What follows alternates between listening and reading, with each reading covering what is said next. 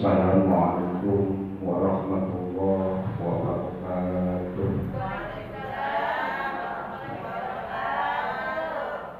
Daun salam, daun jambu dan salam, daun bayam, ibu-ibunya jauh salam sambil bergaya.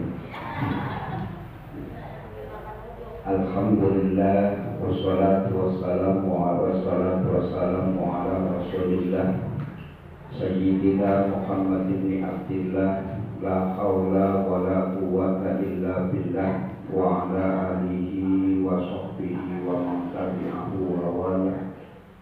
Amma ba'du, rabbi shrah li sadri wa yassir li amri wahlul 'uqdatam min lisani yafqahu qawli. Allahumma a'inna bil ilmi wa zayyina bil ilmi wa aqimna bit taqwa wa ij'alna bil afiyah. Allahumma inna nas'aluka ilman nafi'an warzuqna fahman jami'a. Allahumma rzuqna fahman nabiyyin wa hifdzal mursalin wa ilhamal malaikatil muqarrabin bi rahmatika ya arhamar rahimin. Amin amin ya rabbal alamin. Pertama-tama dan yang utama, marilah kita sama-sama kita panjatkan puja dan puji syukur kepada Allah Subhanahu wa taala.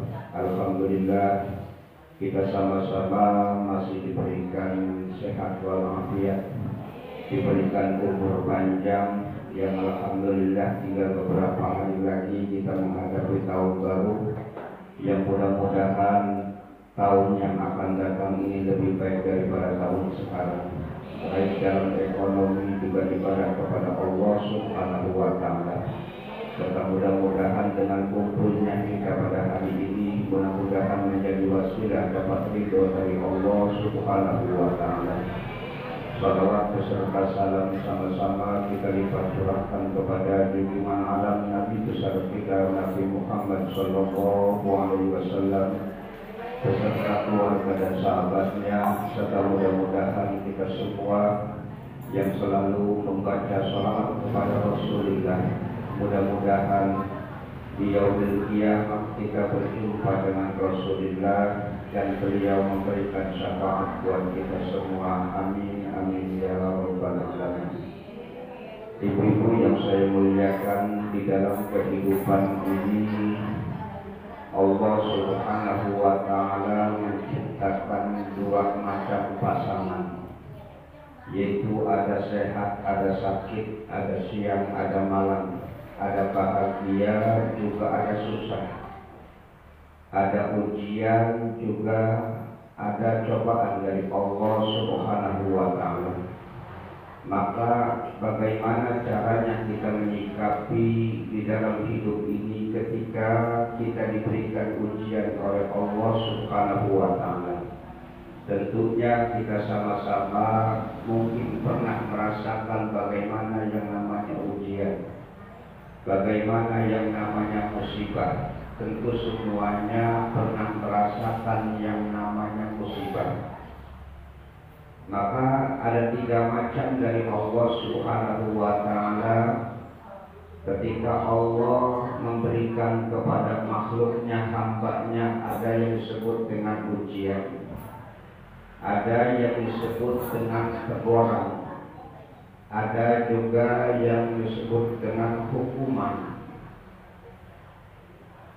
Jadi bertahap, ada yang diuji oleh Allah yang tujuannya Allah pengen dekat sama kita. Allah pengen ngangkat derajat kita, sebelumnya dikasih ujian dulu oleh Allah Subhanahu wa taala. Dan yang kedua, ada teguran dari Allah di dalam hamba Allah itu. Teguran tujuannya supaya manusia itu sadar.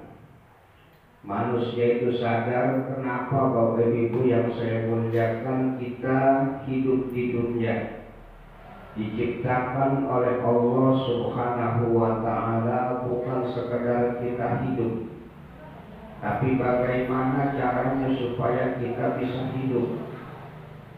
Bab yang namanya hidup dari Allah, sedangkan bagaimana caranya kita hidup adalah kita berusaha. Nah, di dalam hidup ini tujuan kita adalah bahagia. Nggak ada orang yang hidup nggak pengen bahagia. Pasti pengen, semuanya pengen bahagia. Jangankan kita yang suka ngaji, yang nggak ngaji pun pengen bahagia. Jangankan kita yang sehat, orang gila aja pengen bahagia.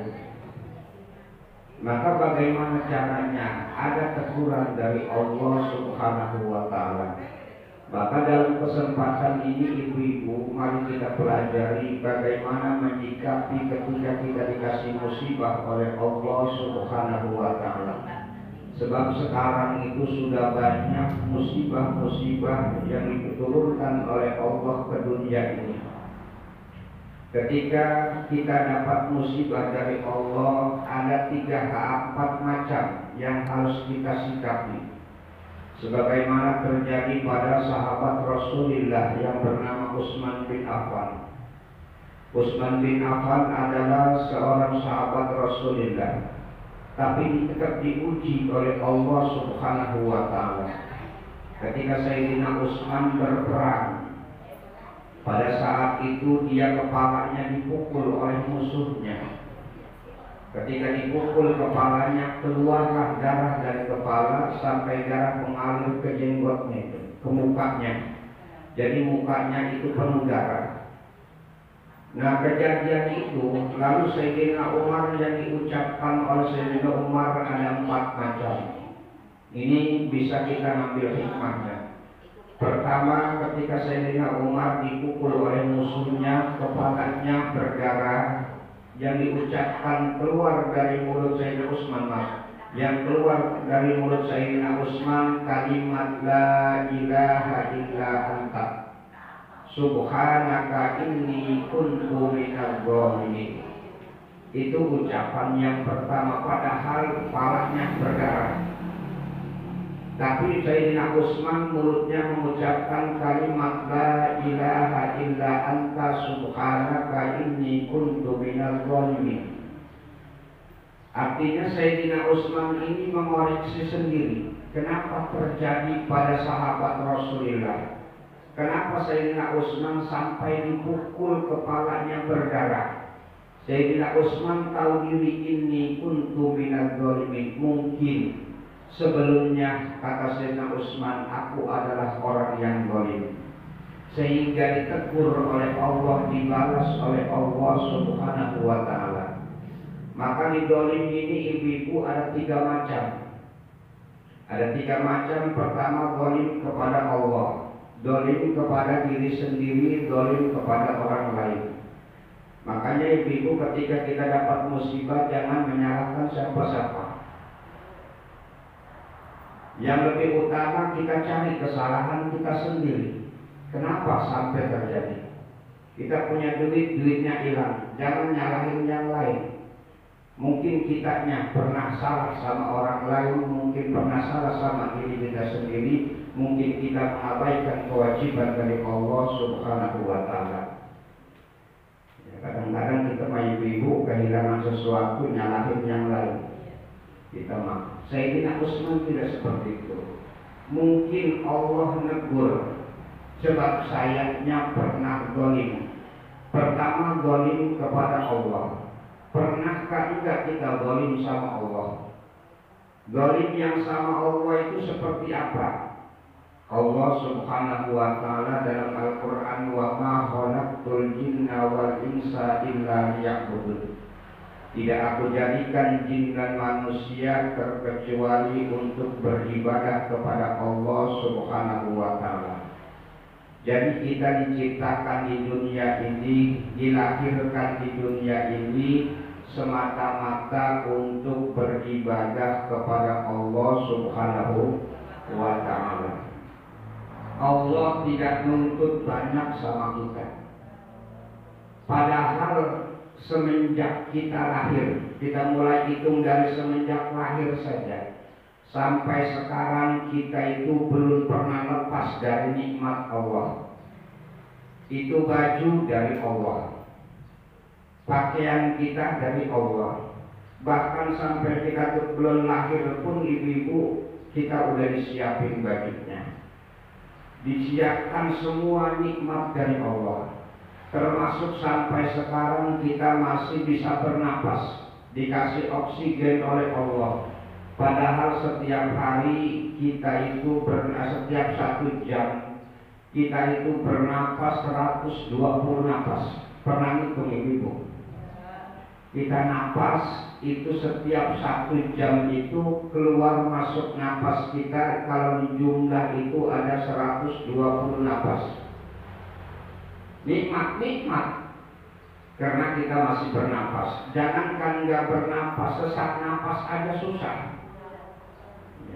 Jalan aja dari rumah masuk berapa kali, ngatur napas dulu, ngos-ngosan napasnya, udah mulai berkurang. Padahal pada waktu masih muda lari dari sini sampai kecamatan Sukatani masih kuat. Sekarang jangankan dari sini ke Sukatani, ya, dari rumah ke Majelis Taklim aja hampir masuk berapa kali. Napas kita adalah nikmat dari Allah Subhanahu wa Ta'ala. Terus lagi ibu-ibu yang saya muliakan, kita dikasih anggota oleh badan oleh Allah Subhanahu wa Ta'ala. Di muka kita ini ada anggota, di muka kita ada mata, di muka kita ada hidung, di muka kita ada mulut, di samping ada telinga. Dan itu pun semua berfungsi atas nikmat Allah Subhanahu wa Ta'ala. Apa pernah Allah nuntut semuanya sama kita? Enggak. Apa pernah kita dituntut? Ya, kamu harus bayar nikmat mata setiap 1 jam 10 juta. Enggak kan ibu? Atau setiap bulan harus bayar nikmat mata 10 juta. Padahal itu kenikmatannya, andaikan dituntut oleh Allah bayar 100 juta pun setiap bulan mau kita. Kenapa? Kalau nggak bisa melihat kan itu susah. Ya, udah nggak bisa melihat, pengen tadarus melihat Quran nggak bisa. Sebab apa? Kenikmatan dicabut oleh Allah Subhanahu wa Ta'ala. Kayak kita punya kilometer listrik ibu-ibu. Apalagi kalau sekarang kilometernya pakai token, itu ketika pulsanya habis kan mati. Ya, pulsanya habis mati. Kalau mati kan gelap ibu. Tapi alhamdulillah kita dikasih mata oleh Allah sampai sekarang masih berfungsi, walaupun memang penglihatan rada kurang. Kalau dulu masih muda 100 meter masih jelas. Sekarang lihat cucu juga nggak kenal. Adanya cucunya liwat mana neng, padahal mah cucu sendiri. Ya, tapi kalau melihat duit mah jelas pasti. Kalau duit mah, ya. Ini kadang-kadang seperti itu.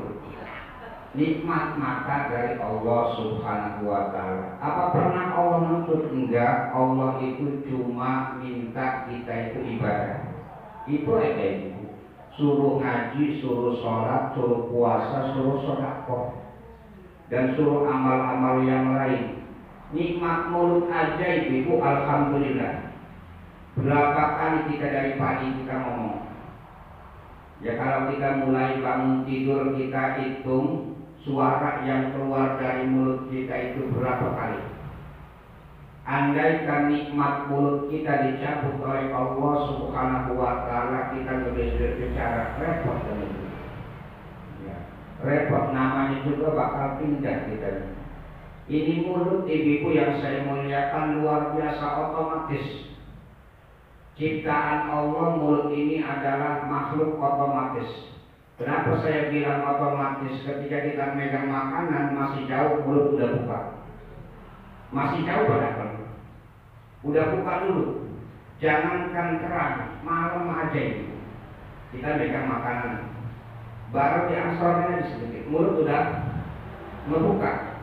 Apalagi sudah disoroi. Ya. Ditarik lagi makanan, nutup lagi, disorong lagi, ngebuka lagi. Itu namanya otomatis. Ya, mulut otomatis itu ibu. Ya. Makanya kadang mulut ini susah dihitunya, ya, cegah-cegahnya. Pengen gak bicara, pengen ngomongnya sendiri. Mau ternyata mau kalau udah ngomong banyak, gak berhenti. Nah makanya ibu yang saya muliakan, ya ketika masuk makanan ke dalam perut kita, kalau dalam perut kita melalui mulut kita, kalau kita aji, ya kalau kita cari pahala nggak usah jauh-jauh dari badan kita aja, dari mulut aja ibu, dari mulut kita aja. Tafakkaru fi ayatillah khairun min ibadati sittina sanah. Berpikir di dalam kekuasaan Allah itu lebih bagus daripada kita ibadah 60 tahun. Kita ngaji mulut aja ibu. Mulut. Ketika makanan masuk ke dalam mulut kita, ini masuk, ketika udah masuk langsung proses gigi kita bergerak. Siapa yang berakhir? Allah Subhanahu wa ta'ala.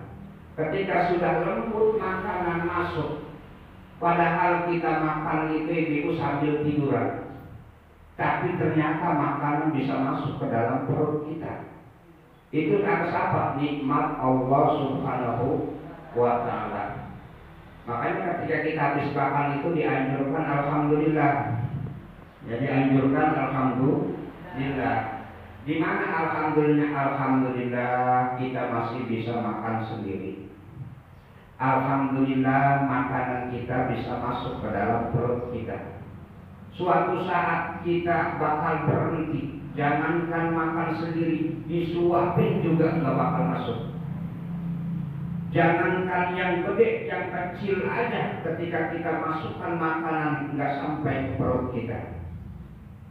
Jangankan berupa yang keras, air aja ibu.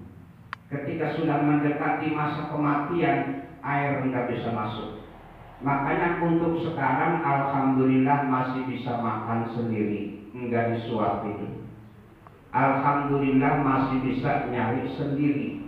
Yang lebih alhamdulillahnya lagi ibu-ibu, masuk makanan warnanya macam-macam, ada yang merah, ada yang kuning. Dari makan uduk warnanya berapa itu? Ya boboknya kuning, itunya putih, sambalnya merah, terus masuk ke dalam perut kita, keluarnya mah warnanya satu, kuning semua. Hebat enggak Allah? Hebat.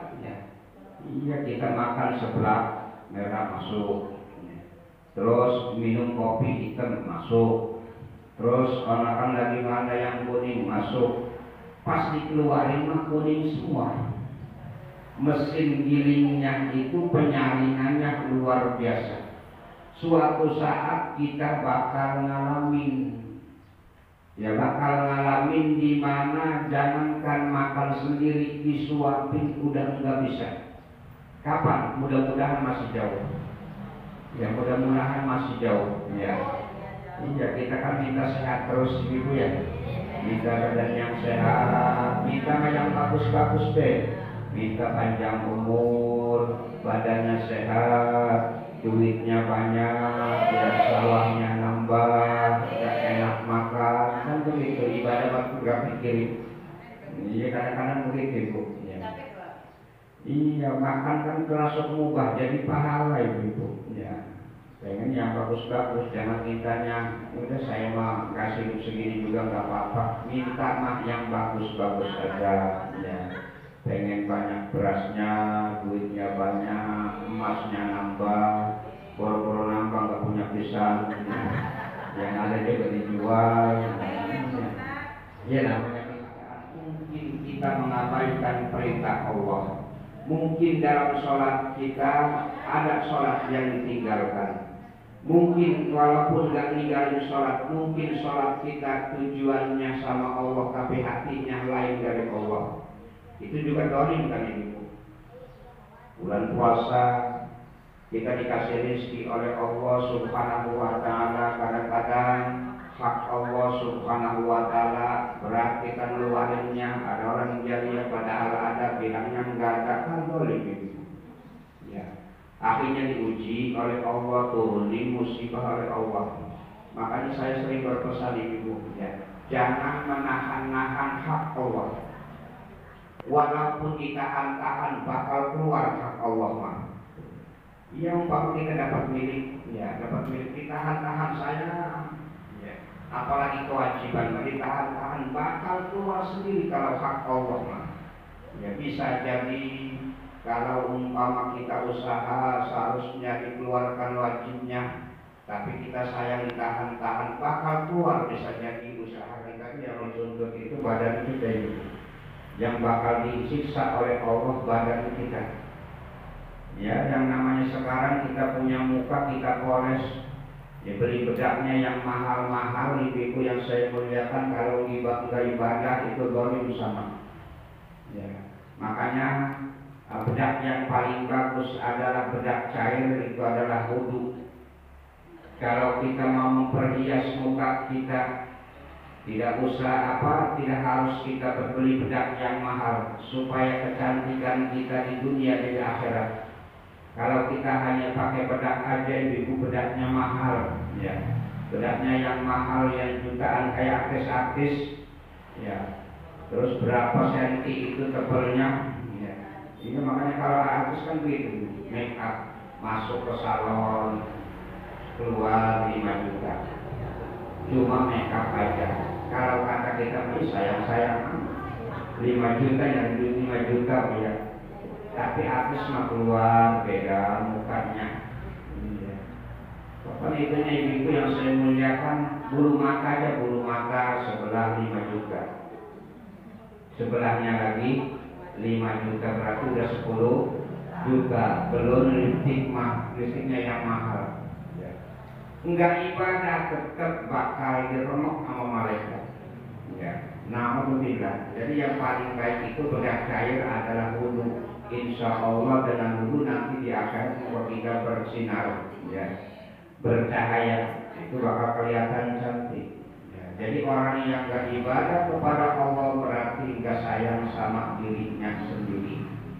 Ada orang ditegur suruh sholat, nggak mau sholat, udah biarin. Ibu-ibu punya suami, umpama suaminya malas sholat, ditegur, dinasehatin, diingetin, nggak roba-roba, udah biarin. Ya, berarti gak sayang sama badannya. Ya, sebab yang pertama bakal ditanya di akhirat itu enggak sawah ibu. Yang pertama ditanya di akhirat itu oleh Allah itu enggak siapa yang banyak duitnya, enggak. Tapi yang pertama yang bakal ditanya oleh Allah adalah sholat dulu. Ya, sholat dulu. Mungkin kita pernah meninggalkan sholat, akhirnya dikasih musibah oleh Allah Subhanahu wa Ta'ala. Yang ketiga, zalim sama sesama. Mungkin kita pernah zalim menyakiti tetangga kita, baik dengan ucapan kita, kadang-kadang sindiran, akhirnya merasa sakit, kita merasa nyakitin, akhirnya yang namanya hati Allah tahu, ditegur oleh Allah, dikasih musibah ditanya oleh Allah Subhanahu wa Ta'ala. Mending kalau musibahnya itu cuma barang yang dikhawatirkan kepada kita itu, ya, kepada kita. Kalau orang dulu kadang-kadang, ya, ada orang kan biasanya matanya bintilan, sama kan bintil, ya. Katanya kalau itu masuk ngintip, kan dolim itu, dikasih bintil, padahal memang itu penyakit itu, bintilan, ya. Bibirnya jadi gede, katanya suka ngomongin orang, padahal habis sedikit semut, ya, marungnya. Bisa dolim, maka koreksi diri, siapa mungkin kita punya kesalahan. Nah, yang kedua, ibu-ibu yang diucapkan oleh Sayyidina Umar, Allahumma inni asta'inuka alaihi. Ya Allah, saya minta pertolongan kepadamu atas orang-orang yang dolim sama saya, yang bisa menolak musuh kita. Musuh kita itu ibu-ibu, musuh manusia itu ada pada diri sendiri, juga selain diri sendiri itu ada makhluk yang lain, termasuk makhluk halus itu bisa jadi musuh kita. Maka mintalah perlindungan sama Allah Subhanahu wa Ta'ala. Yang ketiga, wa asta'inuka ala jami'i umuri. Jangan pernah lupa minta pertolongan atas segala semua urusan kita, baik urusan dunia, urusan akhirat. Kita minta sama Allah supaya urusan kita, urusan dunia, urusan akhirat dikasih lancar oleh Allah Subhanahu wa ta'ala. Jangan minta sama yang lain, mintalah sama Allah Subhanahu wa ta'ala.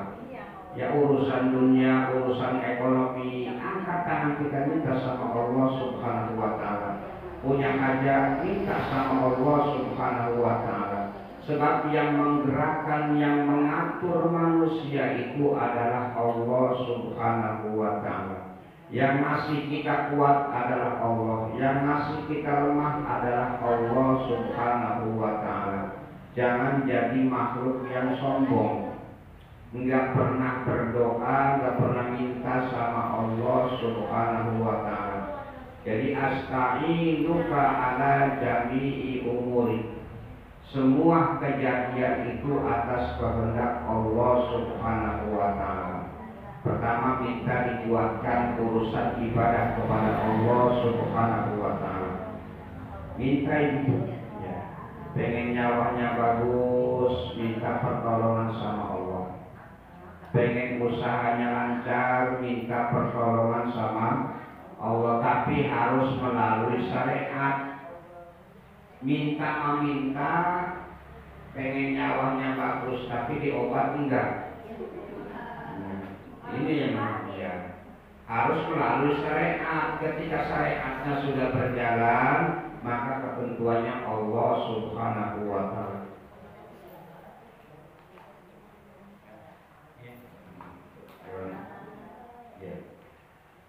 Jadi minta sama Allah Subhanahu wa ta'ala, minta hidayah sama Allah Subhanahu wa ta'ala. Jangan kan yang gak minta itu. Yang minta aja hidayah sama Allah itu susah banget Mas. Berapa kali kita minta hidayah sama Allah? Ya. Setiap waktu kan kita minta itu. Ya. Ketika kita sholat baca Fatihah, ihdinas siratal mustaqim. Ya Allah, tunjukkan kami jalan yang lurus. Rakaat kedua, ihdinas siratal mustaqim. Rakaat ketiga ada siratal mustaqim sampai keempat. Kurang lebih sehari semalam yang sudah ghalib itu kita minta sama Allah, minta hidayah 18 kali gitu. Zuhur 4 kali, asar 4 kali, sudah 8, maghrib 3 kali, bisa yang 4 kali, subuh 3 kali. Memang subuh ada, itu Allahumma hdina. Jadi tambah Allahumma hdina biman hadait, Allahumma hdini biman hadait. 18 kali kita minta hidayah. Kira-kira ibu-ibu, kita dari kecil sholat sampai sekarang masih ada rasa berat nggak? Sholat, kita sholat itu terasa berat nggak? Berat kan ibu-ibu, apalagi sholat subuh, apalagi sholat isya, apalagi sinetron nggak bisa seru-serunya. Ya. Berat. Padahal kita minta hidayah, minta dijemputin oleh Allah. Ya. Apalagi yang kami minta. Ya. Ya, apalagi yang kami minta. Dari kecil kita sholat, padahal praktek sudah hafal tapi berat. Padahal sholat kita nggak lama sholatnya. Ya. Tapi masih berat aja. Sebab apa? Sebab yang awal kita itu setannya itu megangin kaki kita itu. Ini mau ngaji gitu. Mau ngaji itu pegang kakinya dipegangin gitu setan. Makanya kalau kita mau ngaji digerakin kakinya. Ya. Kakinya digerakin, sekat kakinya biar setannya kontal. Ya. Jalan bismillahirrahmanirrahim. Ya. Berjalan. Bismillah dengan menyebut nama Allah, tawakkaltu ala Allah, berjalan sampai majlis. Alhamdulillah, setan gak ikutin. Kenapa setannya dari jauh? Khawatir nagoda terus. Maka asta'inu ala jami umuri, minta pertolongan semua urusan dunia dan akhirat. Kan kita minta Rabbana atina fid dunya hasanah itu ya. Nah yang terakhir ibu-ibu, ketika kita dapat musibah, jangan lupa minta dikasih kesabaran. Jangan sampai kita jatuh 2 kali. Udah dapat musibah, akhirnya kita enggak sabar.